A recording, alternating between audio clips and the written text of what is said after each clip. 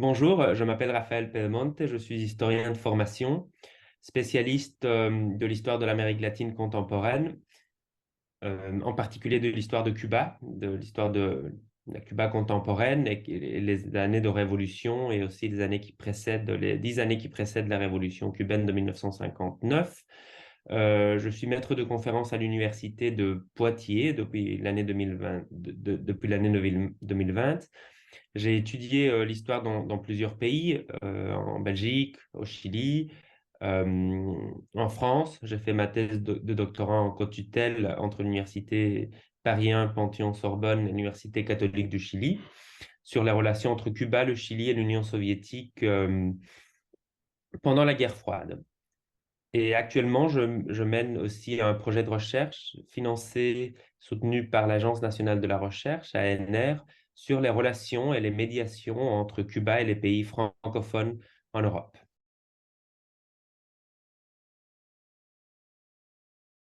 Donc, en ce qui concerne Fulgencio Batista, donc le dictateur qui a été renversé par la révolution cubaine en 1959, je me suis beaucoup intéressé à sa figure pendant mes années de postdoctorat à l'université de Gand en Belgique, car j'estimais que bien qu'il soit un personnage tout à fait fondamental dans l'histoire contemporaine de Cuba, très peu de biographies, très peu de travaux s'avaient intéressé à sa figure, d'abord, et deuxièmement, à la nature de son gouvernement. Et je considère aussi que pour comprendre une révolution, il ne suffit pas de comprendre le surgissement ou la consolidation d'un processus révolutionnaire ou des figures ou des grands leaders de la révolution, mais aussi comprendre les raisons, les dysfonctionnements, les caractéristiques du régime pré-révolutionnaire qui ont conduit à sa chute. Et donc, dans cette ligne de recherche, j'ai été à Miami, où se trouvent les 170 cartons qui constituent l'archive de Batista, et j'ai travaillé son gouvernement, sa figure, les raisons qui expliquent en fait pourquoi est-ce que ce dictature s'est délégitimée à ce point jusqu'à induire un processus révolutionnaire qui l'a renversé. Et pour comprendre donc ce phénomène, il était essentiel aussi de comprendre le premier Batista. Donc il faut savoir que Batista était initialement perçu comme un révolutionnaire, comme quelqu'un qui a participé à la révolution, la première révolution cubaine, très sous-évaluée et très très peu étudiée, surtout à l'étranger, alors qu'elle a été quand même très considérable, très importante et a eu des conséquences significatives pour le pays. C'est la révolution de 1933. Ensuite, Batista est devenu l'homme fort de Cuba, bien qu'il n'était pas le président dans un premier temps. Il l'est devenu en 1940, et il a géré le pays dans un gouvernement de coalition avec le soutien des communistes. Ce qui semble évidemment assez étonnant à la lumière de ce qui s'est passé après, puisqu'on a toujours voulu faire de Batista l'ennemi principal de l'idéologie communiste et un allié fidèle et incontournable des États-Unis. Mais en fait, ceci n'a pas toujours été le cas.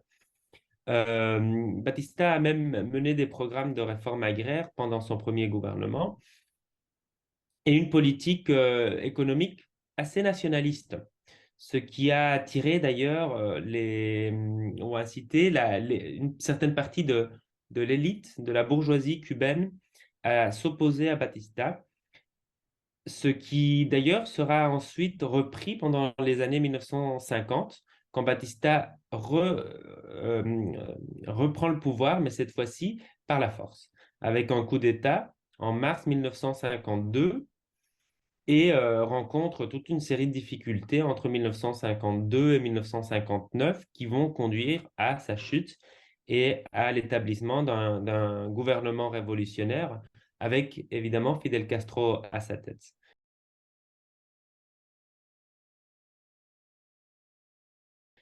Mais il faut savoir aussi que Fidel Castro n'était pas la seule figure de la révolution cubaine. La révolution cubaine, donc le processus insurrectionnel cubain, qui, contrairement à la rhétorique révolutionnaire traditionnelle, ne commence pas en 1953 avec la fameuse attaque à la caserne Moncada en juillet 1953, à date qui est devenue d'ailleurs aujourd'hui la fête nationale de Cuba, avec 3 jours fériés à cette occasion-là. Donc, le processus insurrectionnel commence déjà dès les lendemains du coup d'État de Batista en mars 1952. Évidemment, l'histoire la construit souvent les vainqueurs. Le vainqueur, c'est Castro. Il faisait partie d'un des mouvements révolutionnaires, certainement le plus important, mais ce n'était qu'un de la panoplie de mouvements révolutionnaires qui existait dans les années 50.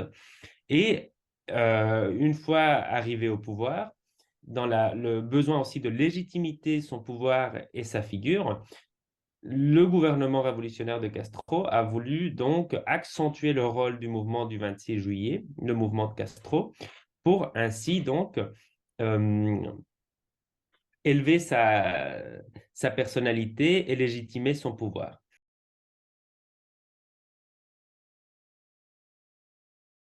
Mais la révolution cubaine est bien plus complexe que ça. Elle s'explique par différentes raisons. D'une part, je l'ai expliqué, et je pourrais revenir sur cette question par la suite. D'une part, par le manque de légitimité et les dysfonctionnements et les contradictions du gouvernement de Batista. D'autre part, par l'indignation croissante qu'engendrait le coup d'État de Batista, qui avait donc tracé une démocratie naissante à Cuba. Cuba, il faut savoir, était euh, disons, administré par une constitution de 1940, considérée avec raison comme l'une des plus progressistes d'Amérique latine, et beaucoup des combattants révolutionnaires, légaux et illégaux et insurrectionnels, faisaient donc de la restitution de la constitution de 1940 l'enjeu principal de leur lutte et l'objectif primordial de la lutte contre Batista. C'était aussi le discours, dans un premier temps, de Fidel Castro, qui ne s'est jamais autoproclamé ou il ne s'est jamais avoué comme un socialiste pendant le processus insurrectionnel. Alors, il y a beaucoup de débats sur cette question. Il y en a certains qui pensent qu'il voulait, dans un premier temps, cacher son identité marxiste, socialiste, pour éviter donc une aliénation trop forte de la population. Il y en a d'autres qui considèrent que son socialisme est le produit de l'évolution idéologique ultérieure à la révolution cubaine et de la nécessité de se rapprocher de l'Union soviétique.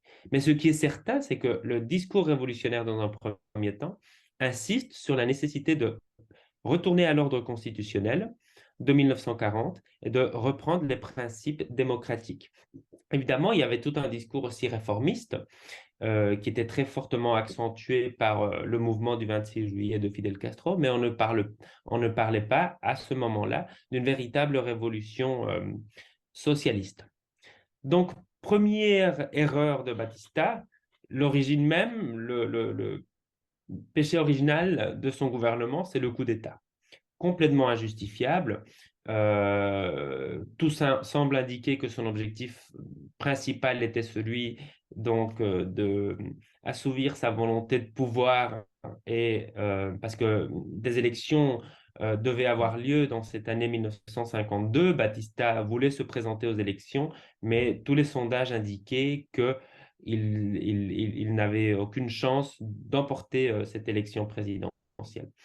Donc, la prise même du pouvoir a indigné la population cubaine et a fait émerger de nombreux mouvements révolutionnaires et insurrectionnels, non seulement le 26 juillet de Fidel Castro, qui fait son apparition de façon spectaculaire avec l'attaque à la caserne Moncada en juillet 1953, mais on connaît d'autres mouvements comme celui de Bárcena, un juriste insurrectionnel dans les années 1952, la Triple A, un front constitué uniquement de femmes, el Frente Cívico de Mujeres Martianas, donc un mouvement uniquement composé de femmes qui organisaient aussi des manifestations à La Havane et dans d'autres villes du pays. Le directoire révolutionnaire composé essentiellement par des étudiants, la Fédération des étudiants universitaires de Cuba, l'organisation authentique, le groupe Montecristi, une deuxième guérilla qui s'appelait la guérilla d'Escambray.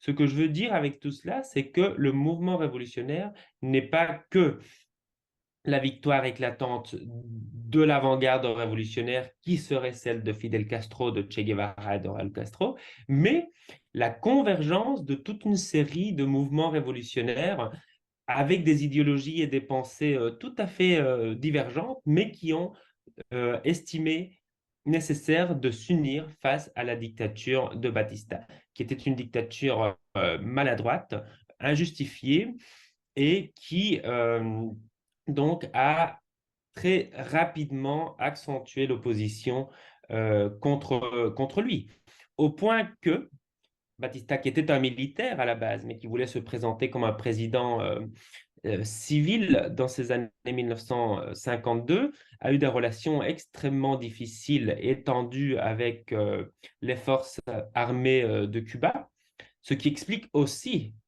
la chute de son régime. Donc, c'est les dissensions internes au sein du gouvernement de Batista, en particulier ses relations tendues avec les militaires cubains à l'époque où il devait faire face à une insurrection grandissante, qui explique aussi la chute de Batista. D'ailleurs, Batista, qui devenait quelqu'un de plus en plus infréquentable à cause de sa corruption en particulier, mais aussi de la répression de son régime, a même perdu à la fin de son gouvernement le soutien des États-Unis, dont le Parlement a décidé en avril 1958 de cesser la livraison d'armes vers l'île des Caraïbes, ce qui constituait bien évidemment un problème matériel, mais aussi et surtout un véritable coup moral pour l'armée de Batista, qui estimait que, et à juste titre, que sans le soutien des États-Unis, il était bien difficile de faire face à des insurgés et qu'il était donc préférable de laisser tomber le gouvernement de Batista. Donc il y a une convergence de facteurs, mais ce que je voudrais accentuer avec cette description, c'est que pour comprendre véritablement pourquoi est-ce que la révolution cubaine a eu lieu, il faudrait s'affranchir, pas complètement, mais s'affranchir de plus en plus de l'image héroïque et de la représentation traditionnelle d'un groupe de guérilleros qui parviennent à prendre le pouvoir grâce à leur action spectaculaire et à l'intelligence de leur stratégie, et comprendre davantage quels sont les enjeux et les dysfonctionnements du régime lui-même qui font donc que cette révolution ne soit pas que la victoire de la révolution, mais aussi l'échec du régime pré-révolutionnaire de Batista.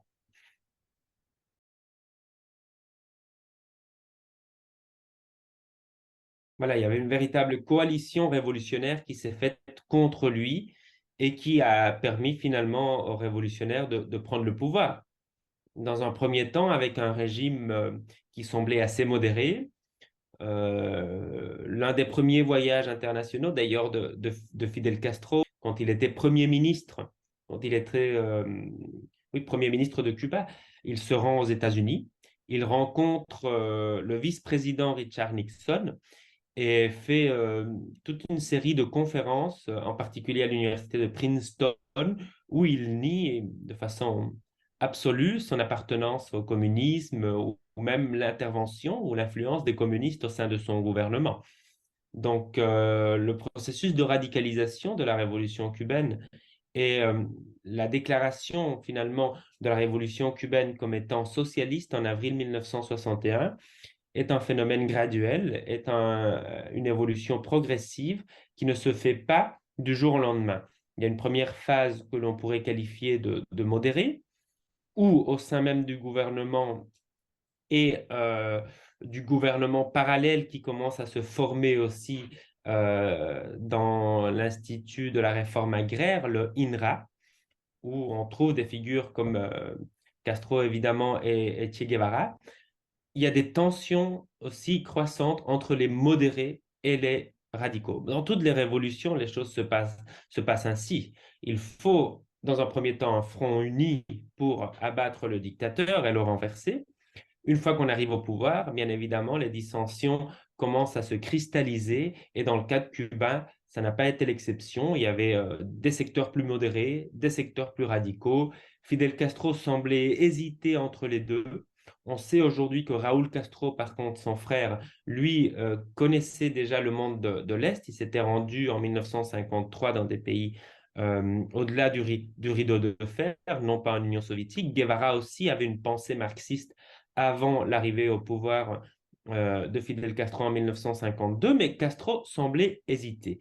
Il était tiraillé par l'orientation idéologique que son gouvernement devrait finalement emprunter. Et c'est, en dernier lieu, les radicaux qui se sont donc imposés dans ce débat d'idées très, très intense entre les années 1959 et 1960, et qui s'est finalement couronné avec cette tentative d'invasion, d'intervention des exilés cubains avec le soutien des États-Unis à Playa Girón, la fameuse baie des cochons, à la veille de laquelle Fidel Castro fait un discours aujourd'hui devenu célèbre, où il proclame la révolution cubaine comme étant une révolution socialiste.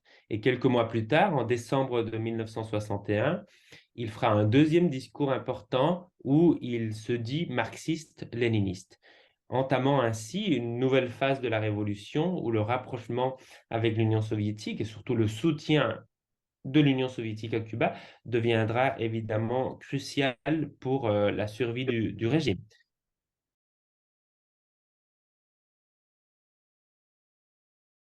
C'est une bonne question, mais c'est une question par rapport à laquelle je ne peux pas apporter de réponse définitive.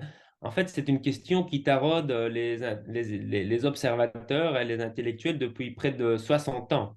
Quelle est la raison qui explique, quelles sont les causes profondes qui expliquent le tournant socialiste de la Révolution? Il y a des historiens qui considèrent que Castro n'était pas socialiste avant la Révolution et qui s'est radicalisé suite à une phase de tension avec les États-Unis, l'embargo en 1960, le refus des États-Unis de traiter le pétrole soviétique à partir de 1960, les nationalisations, Playa Girón, etc. Donc, la radicalisation de Castro et la radicalisation idéologique serait donc le résultat de la nécessité de se rapprocher de l'Union soviétique pour contrebalancer l'hostilité, le soutien américain et faire face à l'hostilité des États-Unis. Une autre version des choses veut faire de Castro un ingénieur idéologique très intelligent qui savait très bien que dans un premier temps, il était difficile de dire à la population cubaine pour obtenir leur soutien que le but de la révolution était de construire le socialisme à Cuba et qu'il aurait dissimulé ou caché ses objectifs dans un premier temps pour commencer petit à petit à préparer le terrain pour la grande annonce qui était donc celle de faire de la révolution cubaine une révolution socialiste. Après, il y a des indices qui penchent vers les deux hypothèses. Il est très difficile de se positionner. Moi, je pense que la plupart des révolutionnaires cubains étaient plutôt jeunes et inexpérimentés, avec des connaissances moindres en termes idéologiques. J'ai du mal à croire que Castro ait vraiment été un socialiste convaincu avant 1959. Je pense que la dynamique des choses a fait que beaucoup ont dû, dans un contexte de guerre froide, prendre parti pour une idéologie ou l'autre, et que finalement, dans cette tension au sein du gouvernement entre radicaux et modérés, ce sont finalement les radicaux qui se sont imposés avec les figures les plus importantes de ce courant radical, le Che Guevara et Raúl Castro, qui a quand même finalement réussi à convaincre Fidel Castro de la pertinence de cette approche plus socialiste de la révolution. Mais je ne peux pas apporter une réponse définitive à cette question qui continue d'ailleurs à engendrer toute une série de débats, aussi bien chez les observateurs non spécialistes que chez les historiens.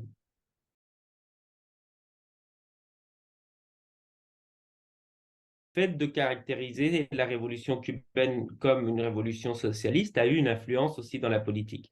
C'est à partir de là, par exemple, que un système de parti unique va se mettre en place.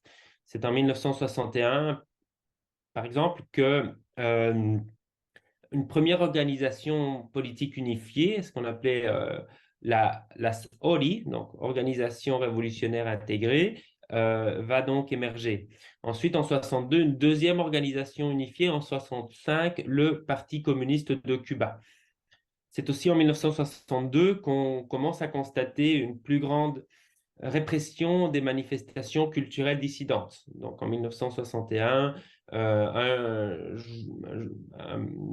journal, une revue culturelle assez influente à Cuba au cours des 3 premières années de la Révolution est censurée, donc fermée, Lunes de Revolución. Donc il y a quand même une volonté à partir de 1961 très nette d'unifier la direction de la révolution cubaine et donc de censurer toute forme de dissidence au sein du gouvernement pour créer finalement un système socialiste à l'image de ce qui se passait en Union soviétique, avec un parti unique, une pensée unifiée, une planification aussi économique de plus en plus importante.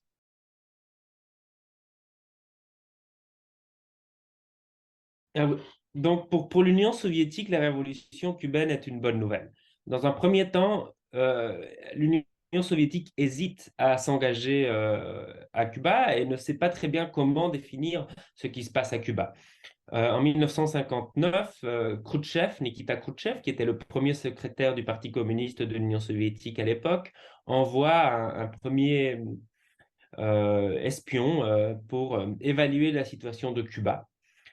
Alexandre Alexeïv, qui retourne en Union soviétique et transmet des informations assez confuses à Nikita Khrouchtchev. Il dit qu'il ne sait pas vers où cette révolution cubaine va évoluer, vers quel horizon idéologique.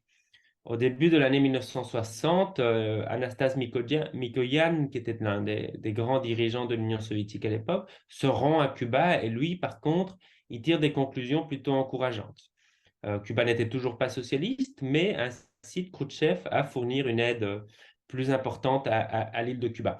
Donc l'Union soviétique est à une époque de la guerre froide où elle peut se permettre aussi d'intervenir en Amérique latine. Le prestige de l'Union soviétique s'était vu considérablement accru grâce, par exemple, au lancement du Sputnik en 1957.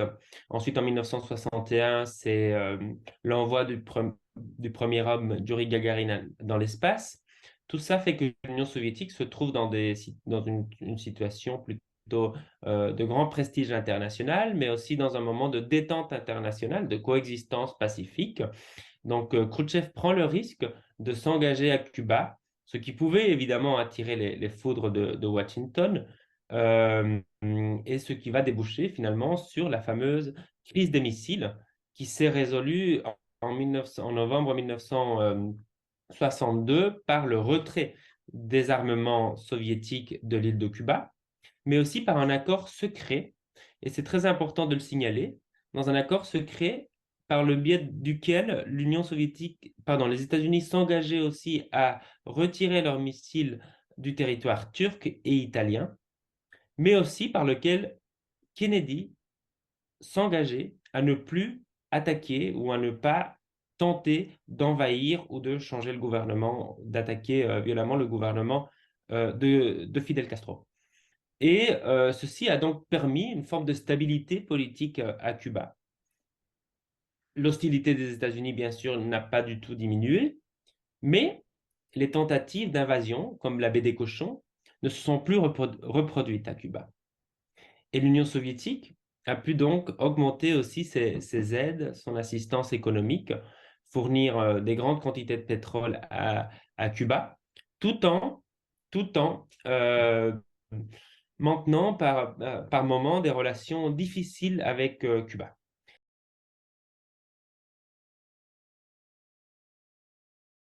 L'Union soviétique, depuis 1956, met en avant une nouvelle doctrine de politique internationale qui se nomme la coexistence pacifique. Et la coexistence pacifique insistait sur le fait que il fallait essayer de conserver de bonnes relations avec l'Occident, ce qui explique par exemple le voyage de Nikita Khrouchtchev aux États-Unis en 1959, la même année de la révolution cubaine, mais aussi préconiser une deuxième idéologie, une deuxième voie révolutionnaire pour les partis communistes du monde entier, ce qu'on appelle à partir de ce moment-là la voie non armée vers la révolution. Et donc l'Union soviétique encourageait les partis communistes, en particulier en Amérique latine, de se présenter aux élections, de participer à des alliances politiques larges pour faire avancer petit à petit l'idée révolutionnaire dans chacun de ces pays, ce qui va aboutir aussi à une volonté d'empêcher les alliés communistes de l'Union soviétique, en particulier en Amérique latine, de s'engager dans la lutte armée. La révolution cubaine, par contre, était perçue comme le résultat d'une lutte armée efficace. Je vous ai expliqué que ce n'était pas tout à fait cela, mais en tout cas, c'est comme ça qu'elle est perçue et c'est comme ça que les propres dirigeants cubains, Che Guevara en particulier, Fidel Castro, conçoivent la stratégie révolutionnaire. Donc, pour faire la révolution en Amérique latine, et Guevara va même théoriser cette idée, pour faire la révolution en Amérique latine, il faut créer des foyers révolutionnaires, des guérillas dans les campagnes d'Amérique latine et se battre avec les armes contre les gouvernements. Et c'est avec cette lutte armée contre les gouvernements autoritaires d'Amérique latine que la révolution pourra finalement être atteinte. Et l'objectif socialiste pourra aussi être atteint grâce à l'accroissement de la conscience révolutionnaire des populations qui sera le résultat de cette lutte. L'Union soviétique insiste sur la coexistence pacifique et préfère à cette stratégie armée de la révolution les actions de mouvements de masse, la participation dans les institutions et dans les élections de chacun des pays pour, à travers cette institutionnalisation des partis communistes, accroître la conscience révolutionnaire. Donc nous sommes face à deux idéologies, non, pas nécessairement des idéologies, puisque le résultat, finalement, l'objectif est le même, atteindre la révolution, mettre en place un système socialiste, mais nous sommes face à deux méthodes révolutionnaires différentes et qui se font face. Cuba, dans ce contexte-là, va pas du tout en démordre. Il va insister davantage sur la nécessité de faire la lutte armée en Amérique latine, mais aussi dans le monde entier, ce qui inquiétera les autorités soviétiques. D'ailleurs, aujourd'hui, on le sait, il y a des documents qui ont été déclassifiés. On sait que l'Union soviétique était particulièrement inquiète et même indignée des tentatives de Guevara d'exporter la révolution en Amérique latine et en particulier de sa présence en Bolivie où il a tenté de créer un foyer révolutionnaire euh, en Bolivie et où est mort finalement assassiné par l'armée bolivienne, victime de sa propre théorie révolutionnaire qui donc insistait sur le fait que la révolution en Amérique latine ne pouvait qu'être atteinte par le biais d'une guérilla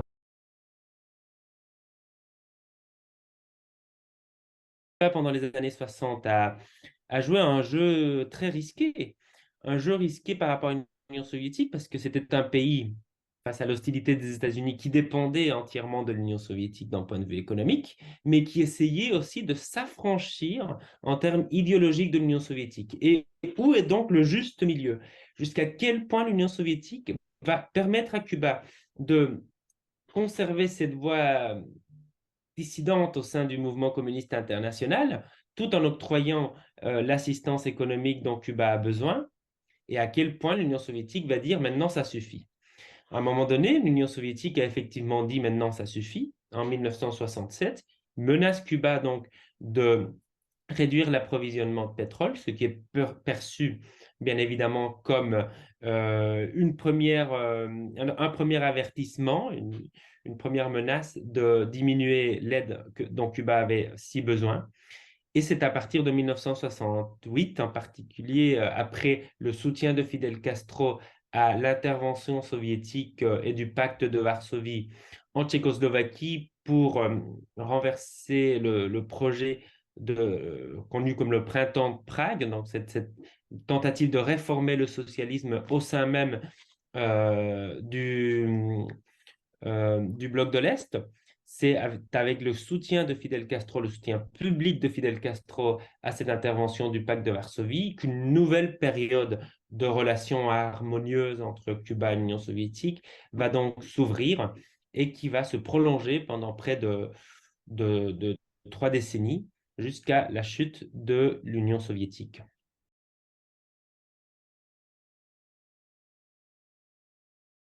C'était une décision difficile pour Fidel Castro, parce que la révolution cubaine qui avait accueilli, par exemple, en 1966, la conférence tricontinentale avec des centaines de représentants des pays ce qu'on appelait à l'époque le tiers-monde, l'Asie, l'Afrique et l'Amérique latine, avec des représentants des mouvements de libération nationale de pays qui se trouvaient encore dans un système colonial. Donc le discours de Fidel Castro était plutôt un discours anti-impérialiste,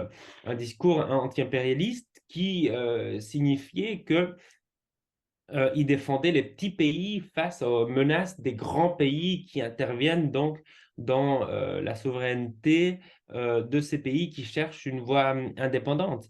Alors, comment concilier ce discours anti-impérialiste qui visait parfois les États-Unis et l'Union soviétique, qui visait surtout les États-Unis évidemment, mais pendant un certain temps, en particulier Che Guevara a accusé l'Union soviétique d'une forme d'impérialisme. Comment concilier ce discours de la défense des petits face aux grands Goliaths de la guerre froide? Comment concilier ce discours avec la défense d'une intervention armée contre un pays soi-disant souverain qui voulait essayer une nouvelle approche du socialisme?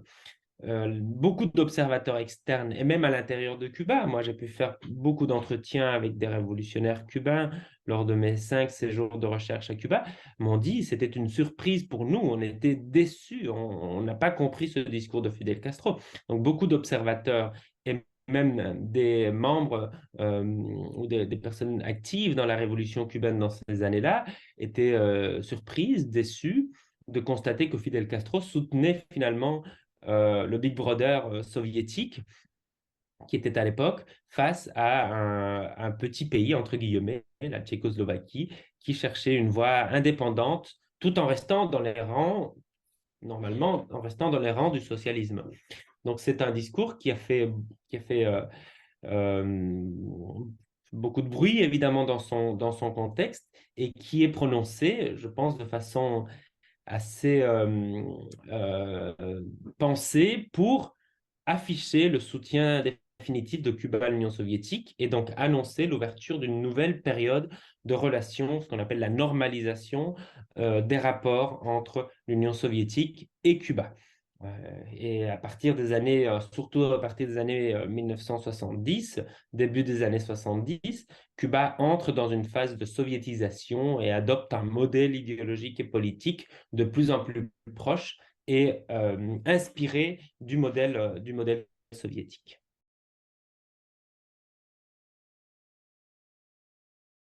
On peut dire ça, effectivement.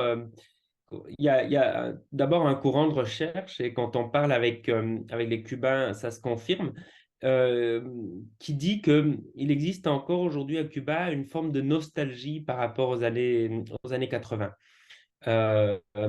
Et c'est vrai, c'était les années de plus grande collaboration avec les pays de l'Est.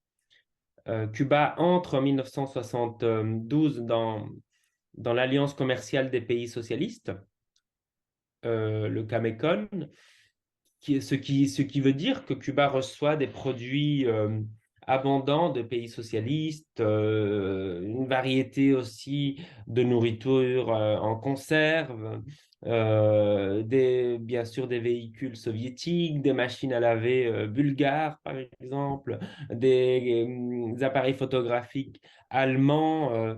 Donc, il y a toute une matérialité, si vous voulez, socialiste qui débarque en grand nombre à Cuba dans ces années 1970 et 1980 surtout, et qui ne se trouvera plus par la suite. En particulier, après la chute du mur de Berlin, quand Cuba connaît une période économique absolument affreuse, où les gens n'avaient pratiquement plus rien à manger, où les foyers connaissaient des coupures d'électricité quotidiennes.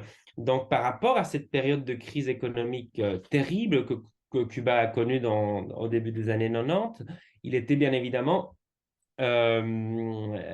donc, ça a engendré un sentiment de nostalgie vis-à-vis de ces années 1970-1980, quand Cuba était soutenu par l'Union soviétique et quand une forme d'abondance, entre guillemets, existait à Cuba. On pouvait s'acheter pour des prix très, très bas une variété beaucoup plus grande qu'aujourd'hui et que dans les années, dans les années du période spécial euh, de, nourriture, notamment en conserve, mais aussi d'autres produits qui aujourd'hui manquent très visiblement à Cuba. Donc oui, on pourrait dire que c'est une période, Cuba n'a jamais connu une abondance extrême, mais on pourrait dire que c'est une période où les choses n'allaient pas trop, trop mal, économiquement parlant. Ouais.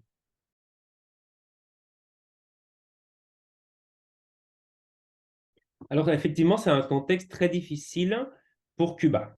D'abord, la fin de la guerre froide, c'est d'une part la chute du mur de Berlin et donc la chute de l'Union soviétique et la perte d'un allié absolument essentiel pour la survie du régime. Deuxièmement, c'est aussi la fin de la guerre froide en Amérique latine et en particulier euh, l'échec de la révolution sandiniste au Nicaragua, qui était un allié de Fidel Castro, et le processus de paix et donc la fin des guerres civiles dans des pays comme le Salvador ou le Guatemala, où il y avait des mouvements de guérilla avec de possibilités certaines d'arriver au pouvoir. Et avec la chute du mur de Berlin, Cuba se retrouve idéologiquement isolé aussi bien sur la scène internationale qu'en Amérique latine, où le socialisme aussi s'effondre irrémédiablement. Donc, c'était surprenant, évidemment, aujourd'hui, on analyse ça avec un certain étonnement que Cuba parvienne à faire face, en tant que pays socialiste, à cette situation contraignante. Mais Fidel Castro avait déjà senti que la situation allait mal tourner et avait préparé son pays au maintien de l'idéologie socialiste dès 1986. Donc Fidel Castro perçoit avec inquiétude l'ascension de Gorbatchev en Union soviétique et critique aussi ouverte, en tout cas critique, la politique de la perestroïka. Il sait que ça pourrait donner de mauvais résultats pour le maintien de l'idéologie socialiste et il s'aperçoit de ça très très tôt. Dès 1986, il lance tout un programme, une campagne qu'il intitule le processus de rectification des erreurs ou quelque chose comme ça, la rectification de errores y tendencias negativas, euh, on dirait en espagnol, qui est finalement l'encouragement de toute une série de débats, y compris à la télévision, sur l'orientation et l'identité idéologique de Cuba. Et à partir de ce moment-là, l'idéologie cubaine commence à s'affranchir de plus en plus de l'Union soviétique, on remet en question l'ancienne fidélité de Cuba vis-à-vis de l'Union soviétique, cette assimilation du modèle soviétique très prégnante dans les années 1970 et 1980. Tout ceci est remis en question avant la chute du mur de Berlin. Donc les Cubains se préparent à lutter, entre guillemets, pour la préservation, pour le maintien d'une idéologie socialiste cubaine affranchie de l'Union soviétique et qui devra faire face aux difficultés, mais qui pourra survivre justement parce qu'elle est différente à celle de l'Union soviétique. L'Union soviétique peut tomber, mais Cuba a une autre forme de socialisme, une nouvelle forme de socialisme qui a été pensée déjà dès 1986 avec ce processus de rectification et qui donc marque une rupture avec l'ancienne fidélité vis-à-vis de l'Union soviétique et cette presque reproduction du modèle soviétique des années précédentes. Et c'est à partir de ce moment-là, par exemple, où on va récupérer des figures de la tradition révolutionnaire cubaine. Moins Marx, Lénine, etc., mais on va récupérer l'histoire locale pour montrer que la révolution a des racines locales. Et on va beaucoup parler, par exemple, de José Martí comme le précurseur de la révolution cubaine. Une révolution qui naît donc dans le territoire. On va aussi se réapproprier de la figure de Che Guevara, qui représente aussi les racines locales de ce socialisme cubain. Tout cela pour montrer aux Cubains et pour les préparer à un combat de résistance pour le maintien d'une révolution originale. Et donc pour aussi insister sur le fait que la chute de l'Union soviétique ne doit pas nécessairement impliquer la chute d'une révolution cubaine qui est autonome et qui possède des racines locales et qui s'explique par des processus internes. Et donc, ce processus de préparation idéologique et, euh, et, euh, et, et la conviction de Fidel Castro de ne pas laisser tomber le projet socialiste a fait que Cuba, malgré tout, a survécu comme projet socialiste dans ces années 1960. Évidemment, suite à des conséquences absolument catastrophiques pour le pays et aussi au départ de nombreux Cubains qui partaient en radeau dans ces années-là vers les États-Unis pour trouver un avenir dans une situation économique qui semblait catastrophique et définitive.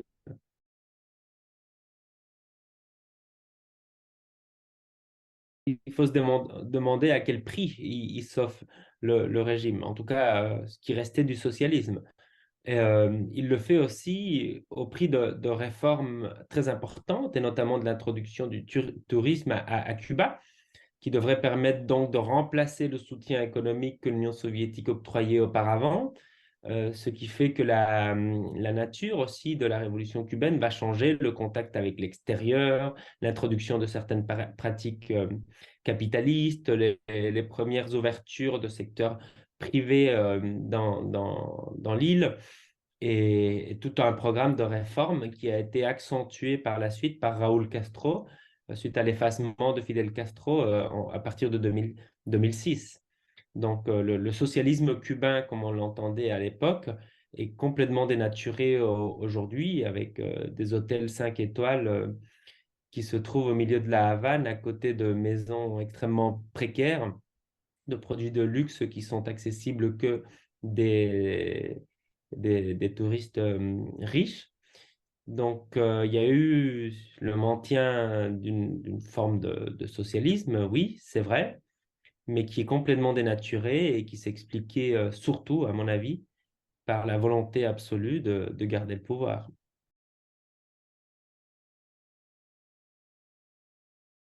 Les relations avec les États-Unis sont très, très mauvaises, même jusqu'à présent.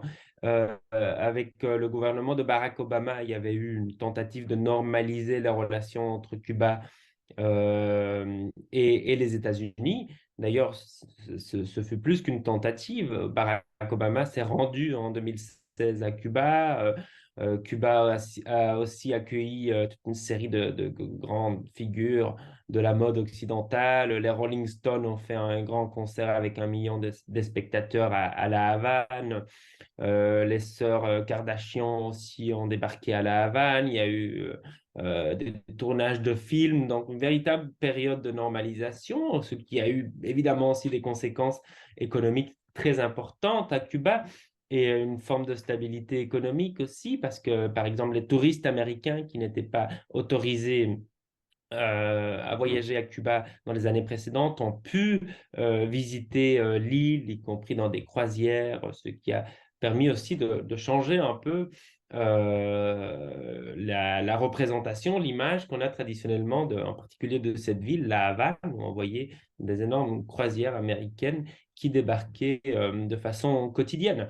Moi, quand je vais à Cuba, je loge toujours chez la même famille. Donc, c'est une famille qui loue des chambres dans leur maison bon, ils ont encore une forme de nostalgie vis-à-vis de cette période de normalisation pendant laquelle les touristes arrivaient en grand nombre, et ce qui leur permettait aussi, plus les Américains en général, c'est les touristes qui payent plus que beaucoup d'autres, ce qui leur permet, qui laisse des pourboires, chose que les Européens ne font pas toujours. Donc, ils se souviennent évidemment avec une forme de nostalgie de cette période qui a permis de stabiliser un peu la situation économique de certains foyers. Évidemment, on parle des personnes qui vivent du tourisme.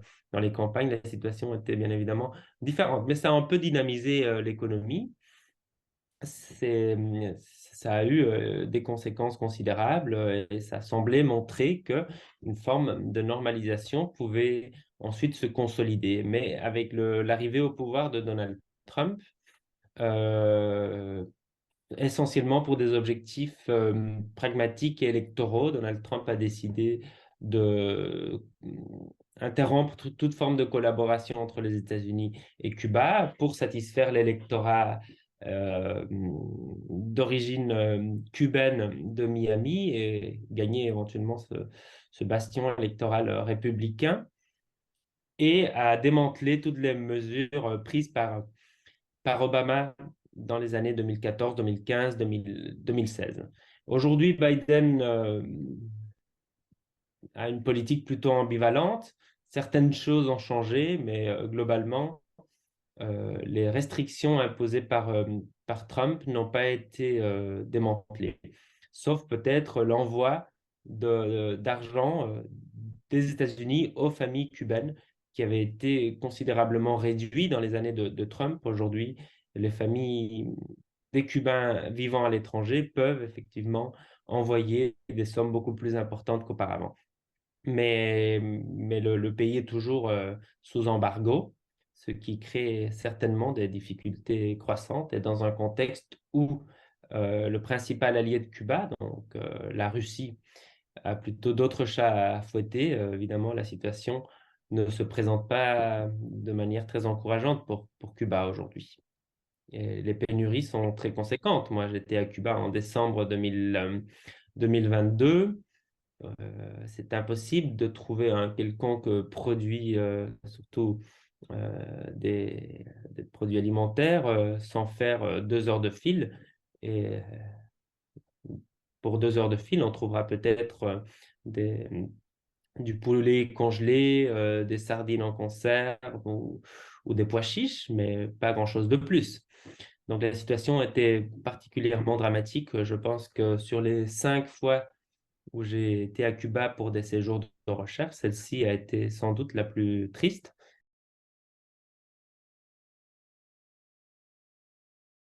Une augmentation considérable des Cubains qui décident de partir, de quitter l'île. On parle de plus de 300 000 habitants l'année dernière, ce qui fait quand même un pourcentage important de la population, mais qu'il faut surtout savoir que c'est une population jeune. Donc Cuba est en train de perdre aujourd'hui euh, ce qui était censé construire l'avenir de Cuba, les jeunes.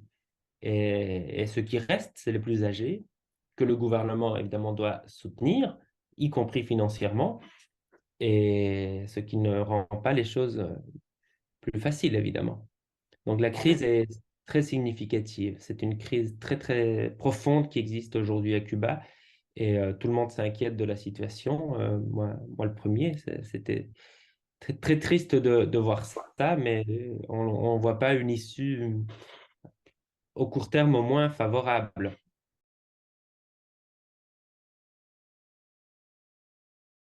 Et ils ont des bonnes relations avec la Russie, mais ce n'est pas du tout la même chose que le soutien massif et systématique que l'Union soviétique octroyait vis-à-vis de Cuba. C'est pas du tout la même chose. La Russie de Poutine et la Chine d'ailleurs de Xi Jinping sont des pays bien plus pragmatiques qu'auparavant, alors que l'Union soviétique assisté Cuba dans les années 70-80 pour des raisons essentiellement idéologiques. Euh, les chiffres sont connus aujourd'hui. Cuba était le deuxième pays le plus aidé par l'Union soviétique dans le tiers-monde après le Vietnam. Donc, c'est des chiffres absolument impressionnants. Évidemment, c'est tout à fait disproportionné avec ce qui se passe aujourd'hui où, bien entendu, la Russie et la Chine veulent avoir un allié en Amérique latine, mais ne sont pas prêtes à faire de grands sacrifices économiques pour soutenir la révolution qui reste de la révolution cubaine.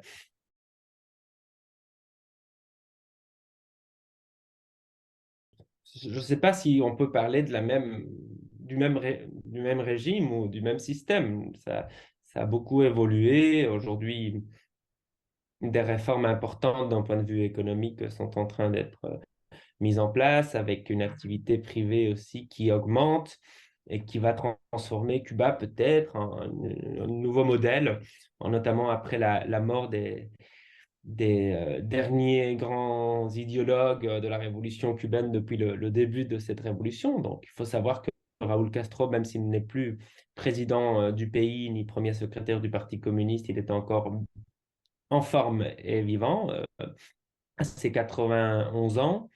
De même que Ramiro Valdés, l'un des participants de la caserne Moncada, qui est devenu le chef de la police dès 1959, Machado Ventura, donc la vieille garde révolutionnaire, une partie de cette vieille garde révolutionnaire a encore un droit de regard sur ce qui se passe à Cuba. Beaucoup de personnes pensent qu'une fois qu'ils ne seront plus là, les pressions vont diminuer et que de plus grandes réformes vont être mises en place permettant des réformes économiques, au moins permettant donc une évolution du pays similaire à celle qu'a connue le Vietnam, par exemple, après la guerre froide, voire la Chine. Ça reste à voir, évidemment. Il faut aussi se demander si les nouvelles générations politiques à Cuba sont prêtes à faire des réformes politiques, ce qui semble plus incertain. Aujourd'hui, le discours, en tout cas, ne va pas dans ce sens.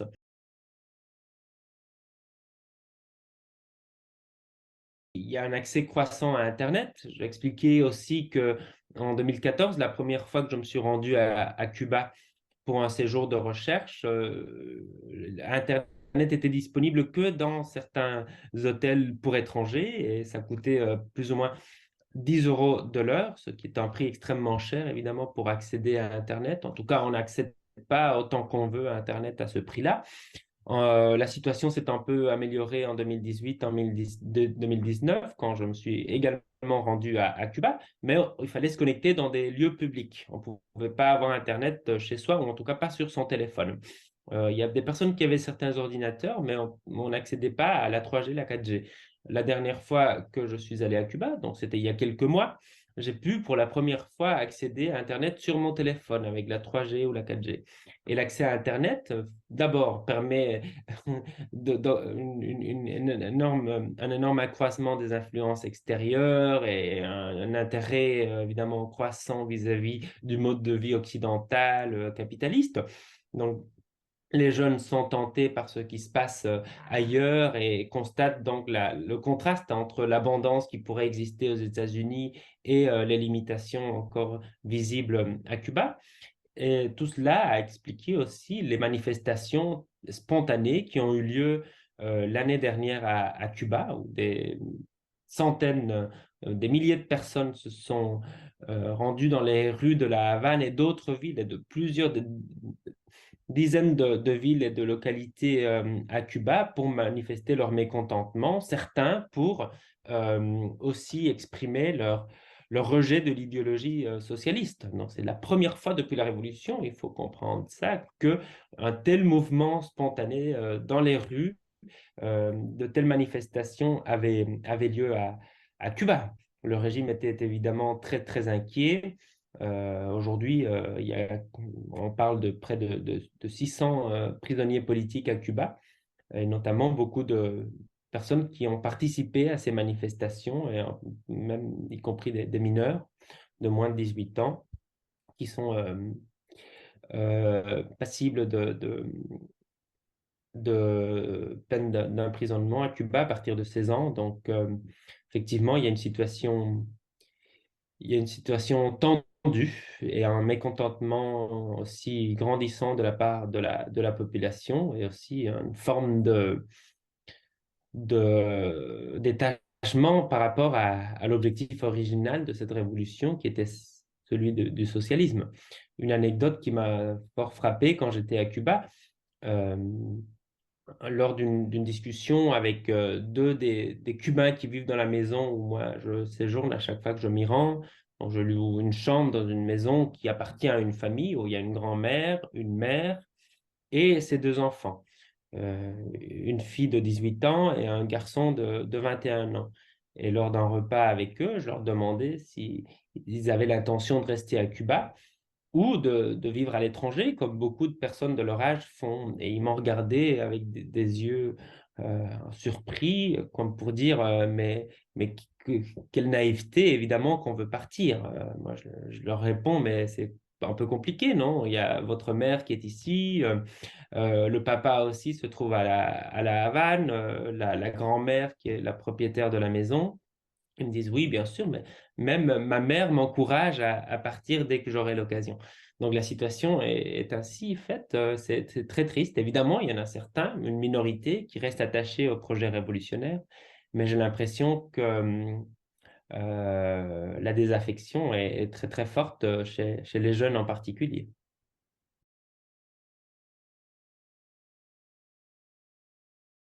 Euh, c'est une très bonne question, mais il y a plusieurs facteurs qui expliquent le maintien, si on peut dire, hein, bien que diminué d'une certaine vision idyllique de la révolution cubaine. D'abord, la révolution cubaine, comme je l'ai un peu évoqué au début de mon intervention, a su construire un récit révolutionnaire très séduisant et très efficace. Donc cette révolution anti-impérialiste. Alors, on a vu par exemple que Batista, les relations entre Batista et les États-Unis à la fin de son régime n'étaient pas très bonnes. Évidemment, on passe sous silence certaines choses de l'histoire de la révolution cubaine. Euh, et le récit de cette révolution cubaine comme une révolution absolument nécessaire, de Batista comme le pire des tyrans de l'histoire de Cuba, c'était clairement un dictateur, Batista, bien sûr, mais ce n'est pas Hitler, comme les Cubains veulent le faire croire. Donc ce récit révolutionnaire aussi de ces guérilleros qui ont obtenu l'appui des paysans et qui ont, grâce à leur sacrifice et à leur bon sens, ont su prendre le pouvoir, cette idée a été très, très prégnante et le gouvernement révolutionnaire a réussi à très bien transmettre ce récit, cette vulgate castriste en quelque sorte, dès le début des années 60, pardon. Par exemple, en 1959-60, Jean-Paul Sartre se rend à Cuba avec Simone de Beauvoir et il écrit toute une série d'articles qui seront publiés en forme d'articles en France, mais en forme de bouquin en anglais et en espagnol, qui s'appelle L'ouragan sur le sucre, où il présente vraiment une reproduction du récit du castrisme officiel, mais sauf qu'il est écrit et présenté par l'un des plus grands écrivains et en partie une figure extrêmement influente en France. Et c'est en quelque sorte cette narration révolutionnaire, idéalisée et simplifiée qui s'est transmise avec beaucoup d'efficacité, en particulier grâce à Jean-Paul Sartre, en France. Hein. Donc en France, le récit, le récit idéalisé de la révolution cubaine s'est implanté dans les mentalités assez rapidement, avec des phases de désillusion, évidemment, comme par exemple le soutien de Castro à la Tchécoslovaquie, ensuite l'arrestation d'un poète, Everto Padilla, qui a induit certains intellectuels français à signer une lettre contre le régime cubain, ensuite le procès contre la condamnation à mort d'un révolutionnaire Ochoa à à la fin des années 80. Donc, il y a eu l'emprisonnement pendant le printemps noir, ce qu'on connaît le printemps noir de près de 70 intellectuels en 2003. Donc, il y a eu des phases de désillusion par rapport à la révolution cubaine, mais il reste encore des conséquences, des traces de ce récit révolutionnaire très intelligemment et efficacement transmis à travers la création d'une histoire officielle qui est très séduisante, évidemment, et qui fait de ces barboudos héroïques des combattants désintéressés pour le peuple, en quelque sorte. Donc, il y a ça. Et évidemment, il y a un deuxième facteur qui est essentiel, c'est la politique américaine vis-à-vis de Cuba.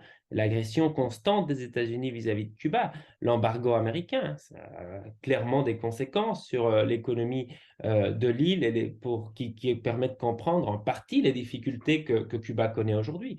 C'est une politique désuète, absurde et contradictoire qui alimente en plus le discours du petit David qui se bat face au grand Goliath et que les Cubains vont exploiter pour justifier toutes les difficultés que le pays connaît et que, évidemment, beaucoup d'observateurs étrangers vont se réapproprier pour expliquer et justifier aussi bien l'autoritarisme du gouvernement cubain comme les difficultés économiques du pays. Ça justifie bien évidemment les difficultés économiques du pays, mais ça alimente aussi un discours chez certains qui ont encore du mal à prendre leur distance avec ce qui est devenu la révolution cubaine.